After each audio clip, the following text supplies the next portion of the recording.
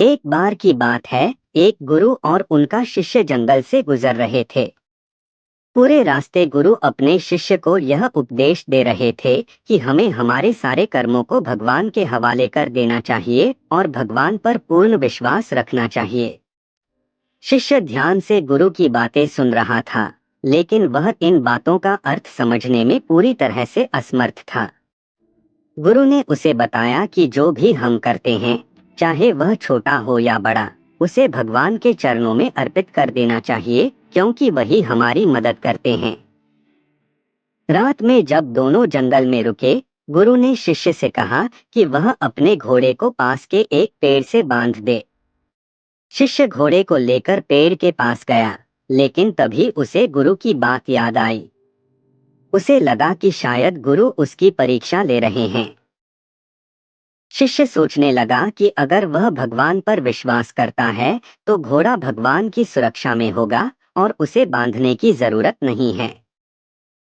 यही सोचकर उसने घोड़े को पेड़ से नहीं बांधा और वह वापस आकर सोने चला गया। अगली सुबह जब शिष्य ने अपनी आंखें खोली तो उसने देखा कि घोड़ा कहीं दिखाई नहीं दे रहा था। वह बहुत घबराया और तुरंत गुरु के पास गया। उसने गुरु से कहा, गुरुजी, कल आपने कहा था कि हमें सब कुछ भगवान को सौंप देना चाहिए, इसलिए मैंने घोड़े को भगवान के भरोसे छोड़ दिया, लेकिन वह भाग गया। गुरु मुस्कुराए और शिष्य से कहा, तुमने सही कहा, भगवान पर विश्वास रखना चाहिए, लेकिन भगवान यह चाहते थे कि तुम खुद अपने कर्म करो। तुमने जब घोड़े को बांधने का अवसर पाया, तो तुमने अपने हाथों को भगवान के हवाले नहीं किया। तुम्हारे हाथों में ताकत थी, लेकिन तुमने वह काम नहीं किया। भगवान चाहते थे कि तुम खुद घोड़े को सुरक्षित रखो। भगवान हमेशा हमारी मदद करते हैं, लेकिन हमें भी अपनी जिम्मेदारी निभानी चाहिए।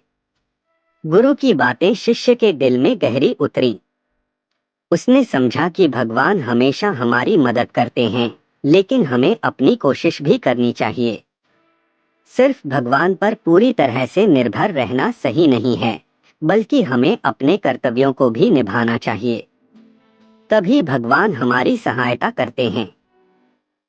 इस कहानी का सार यह है कि भगवान भी उसी की मदद करते हैं जो खुद अपनी मदद करते हैं। राधे राधे।